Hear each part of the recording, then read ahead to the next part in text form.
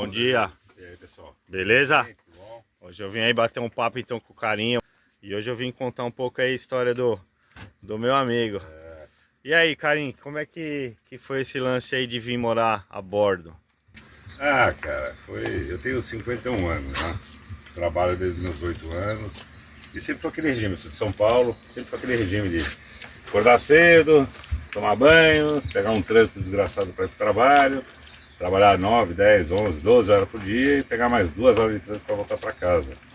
E eu fiz isso durante muito tempo, eu cansei. E eu não sou um cara da vela, não era um cara da vela, mas sempre foi um cara ligado ao mar, né? Então, começou a situação da vida atual começou a me incomodar, já não estava aguentando mais. A pandemia veio, a pandemia foi muito triste para muita gente, a gente perdeu muitos amigos, muita gente perdeu muita família, perdeu muita gente. Mas por um lado, eu trabalho com TI, foi muito bom, porque na TI há 20 anos a gente pode já trabalhar, 20 anos atrás já trabalhava remoto, mas as empresas, os empresários, as pessoas têm uma mania no Brasil de querer presencial. Então, quando veio a pandemia, eu era gerente de soluções numa empresa e começamos a trabalhar remoto. E ficamos 2 anos remoto, eu toquei 3 grandes projetos internacionais gigantescos, envolvendo assim, milhares de pessoas, projetos grandes, remoto, e tudo deu certo. Com o fim da pandemia, esses administradores cabecinha pequena começaram a querer que a gente voltasse a trabalhar presencial. E aí eu já não estava satisfeito antes. Depois da pandemia eu falei, cara, eu não volto mais presencial, nunca mais na minha vida, nunca diga nunca, mas eu não volto mais presencial. Então eu comecei a procurar projetos ou consultorias, etc., que aceitassem remoto, e agora está muito mais fácil do que antes da pandemia. E aí eu peguei um trabalho remoto, saí da empresa que eu estava, peguei projetos remotos, e aí eu comecei a pensar, porra, remoto eu posso trabalhar em casa, mas remoto eu posso trabalhar na praia, remoto eu posso trabalhar no barco, Em qualquer lugar, né? Em qualquer lugar. Tendo internet, como eu trabalho com TI, o único requisito é internet. E aí eu comecei a pensar em sair. Eu, há muitos anos atrás, eu queria um veleiro. Mas aí eu era jovem, eu fui ver preço de veleiro novo, tudo, absolutamente incompatível com o salário de um jovem. De um jovem, verdade. Então, migrei para motorhome. Eu já morei em trailer, tudo, já tive trailer e tal. E aí migrei para motorhome, mas com o preço do combustível, com a questão ambiental, com a poluição, com tudo isso, eu também falei, isso deixou de ser uma opção, porque ficou muito caro você viajar de motorhome, você manter gasolina, diesel. E aí o veleiro voltou à tona. Nesse meio tempo começaram a aparecer vários canais como o seu, como vários outros, a fomentar a vela no Brasil, ajuda muito, começou a trazer informação. Como eu te falei, era absolutamente leigo em relação à vela. O máximo que eu tinha feito era um indizinho e olhe lá. Né? Então comecei a procurar veleiro, comecei a me informar e tal. Nesse meio tempo, eu e a minha namorada, a Fabiana, a gente foi fazer um passeio na Serra Gaúcha. Então fomos passar na Serra Gaúcha e tal, e no final eu fiz uma surpresa para ela. Eu achei lá no Airbnb um doido que estava uma experiência de vela no Guaíba, o Luciano. Luciano, um abraço, Luciano. Gente boníssima, Luciano Pullman Garcia. E aí ele fez um passeio lindo no último dia nosso no Rio Grande do Sul, lá no Guaíba, e velejamos, evento e tal. E eu queria testar a Fabiana. A Fabiana adorou, gostou, e eu fiz uma amizade muito legal com o Luciano. Saímos de lá, trocamos contato, tal, voltamos para São Paulo, e isso eu mantive o contato com o Luciano, conversando, sempre. O Luciano sempre foi muito amigo, muito decente, cara. O Luciano é um cara fantástico. E aí eu falei, Luciano, eu gostei demais, minha mulher gostou demais, acho que a gente quer comprar um veleiro velho e mudar, e experimentar. E aí o Luciano me apresentou, eu vou te passar o contato de um cara que sabe tudo de barco, um gaúcho, o Anderson Paixão. Anderson, beijo no coração. Liguei para o Anderson falou, olha, eu tenho um cara em São Paulo que é fantástico, é instrutor de vela, é skipper, Evandro Deléo. E aí o Evandro, ele dá aula na Guarapiranga de vela, entre outras 300.000 coisas, ele é despachante náutico, blá, blá, blá. E o Evandro me passou o telefone do Léo, eu liguei pro Léo. O Léo ligou para mim, me atendeu e falou, cara, eu tô no meio de uma velejada, tô trazendo um barco aqui do Nordeste para Ubatuba.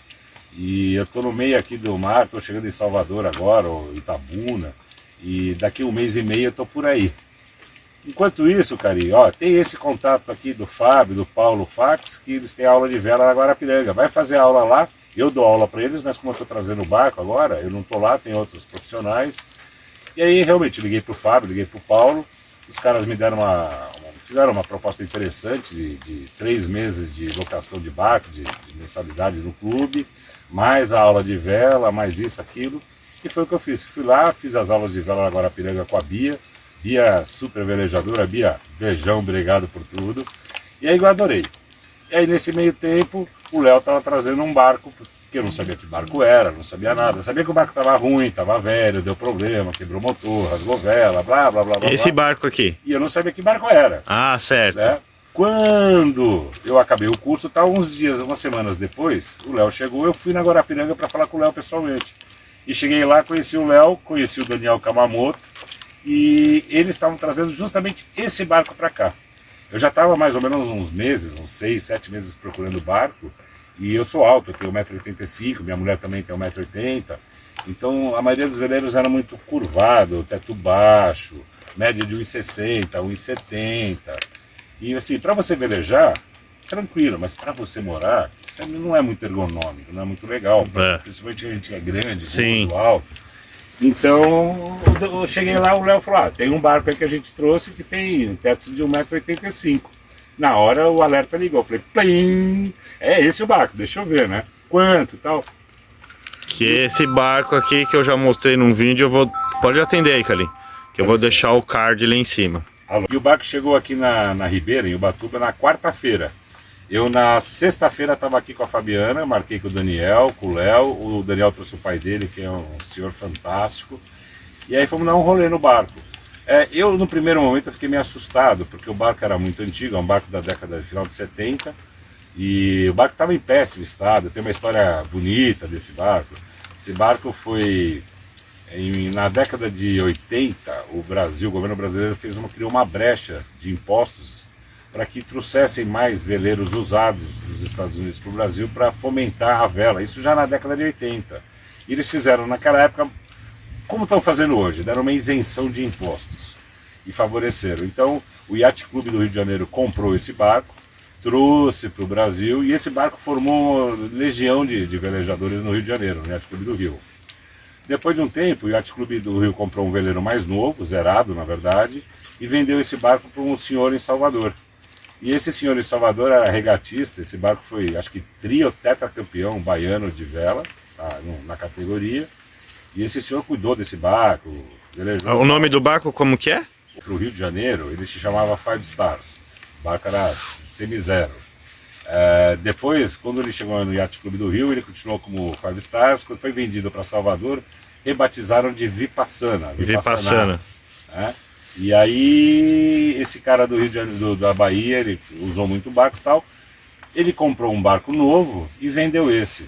Ele vendeu esse barco para uma moça, acho que não lembro mais o nome dela, que quis reformar o barco lá em Salvador, ela morando em São Paulo. Infelizmente, tem muita gente ruim, né, em mecânica, em manutenção e tudo, e tripudiaram em cima dessa moça. Ela gastou muito dinheiro, ela não fizeram o serviço como ela queria, ela não podia ir toda hora para Salvador ver como estava o andamento da reforma, então ela desistiu do barco. Ela pegou ojeriza, tanto que hoje, se você falar de veleiro com ela, ela fica irritada, ela desgostou. Desgostou, teve uma péssima experiência, né? E sem nem ter entrado no barco direito, estava lá na Bahia, reformando e tal. Então ela pediu para o Daniel Kamamoto, que é esse amigo meu e do Léo, que vendesse o barco, porque ela não ia mais reformar e trazer o barco. O Daniel tentou vender o barco, tentou vender, e apareceu um senhor irlandês, muito doido da cabeça, que pegou o barco, olhou, gostou, falou, eu vou querer ficar com o barco, deu um sinal lá e pediu para sair para testar o barco. E deixaram ele sair com o barco. Só que esse senhor irlandês, ele não tinha a menor noção de vela. Nada, não sabia nada. Ele saiu na coragem, na sorte, na loucura mesmo. Né? Assim, nunca ter velejado, pegar um barco grande e sair, ainda mais no Nordeste, que tem muito vento, tá, as marés oscilam muito. No final, esse irlandês, na primeira saída dele, ele encalhou com o barco. Ele só tinha dado o sinal pro... tinha dado um sinal lá, um início, e não pagou o resto. E aí ele saiu com o barco. Esse cara encalhou. Caramba. Mais absoluto desconhecimento, ele foi para onde não devia e encalhou o barco. E aí você vê como ele é louco, né? Como o cara é responsável. Ele pegou e simplesmente abandonou o barco, encalhado. Não fez nada, ele simplesmente abandonou o barco. É. E esse barco, quando a maré subiu, entrou em deriva, ficou à deriva. Então esse barco foi à deriva, não sei, ninguém sabe exatamente quantos dias ou semanas à deriva, até que um pescador lá na Bahia encontrou o barco, achou estranho ver o barco à deriva ali, colou no costado, adentrou o barco e viu que o barco estava abandonado. Então ele rebocou o barco para a base dele de pesca, e nesse meio tempo a Marinha ficou sabendo. Então esse barco ele foi apreendido pela Marinha. Eu tenho até as fotos, essa gaiuta de entrada fechada, lacrada com o papel da Marinha, tem uma ou outra. E assim, é um barco com uma história tão bonita, né? Sim. Estava indo para o pátio da Marinha, ia ficar 4, 5 anos lá abandonado lá e depois iria para o leilão. Quer dizer, o barco já estava deteriorado, precisando de uma reforma, ele ia se destruir. O barco em si ia se destruir sozinho, 5 anos parado na água, no pátio. Nisso o Daniel pegou esse barco, se responsabilizou. Ele é um amante da vela, é um cara que é um super cara. Ele falou, não faz sentido um barco desses, com essa história tudo, se apodrecer, ser jogado no lixo. Então ele foi lá, se responsabilizou, a multa acho que era de mais de 30 mil reais, e mais despesas, tudo. O barco todo abandonado, ele foi lá, pegou o barco para ele, se responsabilizou, pagou o pescador pelo trabalho de resgate, pagou as taxas de permanência da Marinha, as multas, pagou tudo, e foi com o dinheiro dele mesmo, do bolso, foi para Salvador, resolveu tudo. E o pior, o antigo dono, que é aquele senhor que comprou em Salvador e era regatista, o documento ainda estava no nome dele. Então tinha vendido para essa moça que tinha desistido, vendeu para esse irlandês, mas o documento ainda estava no nome do senhor de Salvador, que eu não me lembro o nome dele, não tive o prazer de conhecê-lo, mas sei que é um cara fantástico. E aí o Daniel começou a arrumar o barco, contratou o skipper e veio trazendo o barco. Ao mesmo tempo, em paralelo, eu estava fazendo curso na represa. Chegou o barco, conheci o Léo me apresentou o Daniel. O barco chegou na quarta, sexta-feira eu estava aqui. Você veio ver para comprar? Eu vim ver para ver se eu cabia. Eu vim certo, por causa do pé direito que você falou. Cabeça, vim ver o barco, ver o estado geral e tal.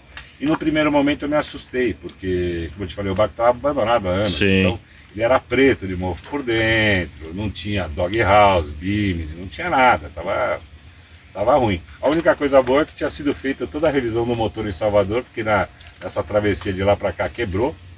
Então eles tiraram o motor, revisaram tudo e mancaram e restauraram. Então negociei com o Daniel, ele foi muito bacana. Ele queria dar um destino certo para esse barco. Depois que eu comprei tudo, ele mandou o texto, a história toda. Ele não queria só vender, ele é um broker, ele vive disso. Sim. Tanto que ele basicamente não ganhou dinheiro comigo com esse barco. Eu ganhei um amigo em um barco, ele ganhou um amigão, e é isso. Aí eu tô aqui, reformando. E me fala uma coisa, como é que foi o lance de você vir morar a bordo? Você já decidiu desde o começo quando você comprou? Ou você teve um tempo para tomar essa decisão? Ou você já se tacou de uma vez logo que você comprou o barco? Então, a minha ideia era de vir morar no barco, mas não para ficar poitado, não para ficar marinado, ficar ancorado. Era para vir comprar e sair viajando por aí, que eu gosto muito de viajar. Foi minha atividade profissional há um tempo, eu trabalho com turismo. O meu principal hobby é viajar, é turismo. Eu já rodei bastante nesse mundo e nesse Brasil. Acho que o Brasil eu conheço todos os estados, o mundo eu conheço um pouco. E a ideia era velejar, mas para isso eu preciso aprender. E ainda esse conhecimento todo para sair daqui para a África, por exemplo. A gente tem que ir subindo um degrau de cada vez, passo a passo, né? Então, Ubatuba sempre foi minha cidade, minha praia favorita do Brasil é Ubatuba. Sempre foi, as praias de Ubatuba sempre foram o meu lugar. Eu passava minha infância, adolescência aqui. Quando o barco estava em Ubatuba, eu falei, perfeito. A praia que eu mais gosto, o barco já está lá. Entrar, o cara vai fazer um preço que eu vou conseguir pagar. Então não tinha muito mais opção. Eu já estava até meio desanimado, porque tudo que é broker aí que eu conheci no Brasil mandava um monte de barcos lindos, maravilhosos, mas o preço não cabia no seu orçamento. Não cabia, Rodrigo, não cabia. E me fala uma coisa, você está morando há quanto tempo no barco agora? Aqui, eu comprei o barco no final de novembro, eu estou morando aqui desde dezembro. Desde dezembro.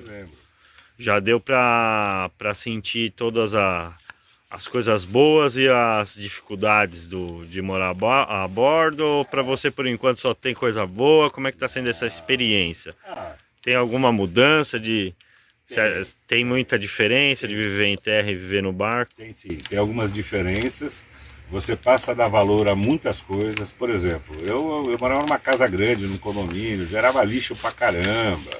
Não me impactava muito. Embora eu já tivesse preocupação de reciclagem, de reusar, de reciclar, eu compostava matéria orgânica de casa, tudo mais. Mas aqui no barco fica muito evidente o quanto de embalagem que a gente usa, o Quanto lixo a gente faz. de lixo que a gente gera. E essa foi uma das primeiras coisas que eu percebi, a diferença de volume de lixo, de quanta coisa desnecessária a gente tem. A outra coisa que eu percebi é que assim, eu não preciso de todo aquele guarda-roupa, aquele armário de roupas, de tudo aquilo. No barco a vida é bem sucinta, bem reduzida, né? Pra que roupa aqui? Eu não preciso de terno, gravata, não preciso de calça. O Karim, você trabalha TI, né? Isso Então aqui, ó. você precisa de um computador e tua vida tá resolvida. Internet. Então a primeira coisa que eu percebi é que não tem espaço, que não dá para trazer tudo que você tem, que tudo que você tem é besteira. A maior parte das coisas é besteira, é supérfluo. Você não precisa ter 5 tênis, você não precisa ter Sim. 4 bermudas, você não precisa ter, né? A vida pode ser mais reduzida. O segundo impacto foi a questão do lixo. Eu fiquei horrorizado quando eu comecei a ver o quanto de lixo que eu e minha mulher geramos. É um absurdo de lixo. Se você começar a quantificar, se você reunir uma semana o lixo na sua casa, você vai ver o tamanho da porcada que a gente faz nesse mundo. Verdade. Aí depois a água. Água doce no mar é uma outra coisa. Você não vive sem água doce. E água doce você precisa controlar o uso. Né? Tem que administrar muito bem. Na casa da gente a gente administra, mas mesmo assim você deixa às vezes a torneira aberta, às vezes, por mais certinho que você seja, que você tem de ser, você desperdiça, ainda assim você desperdiça. Num barco não dá para ter desperdício.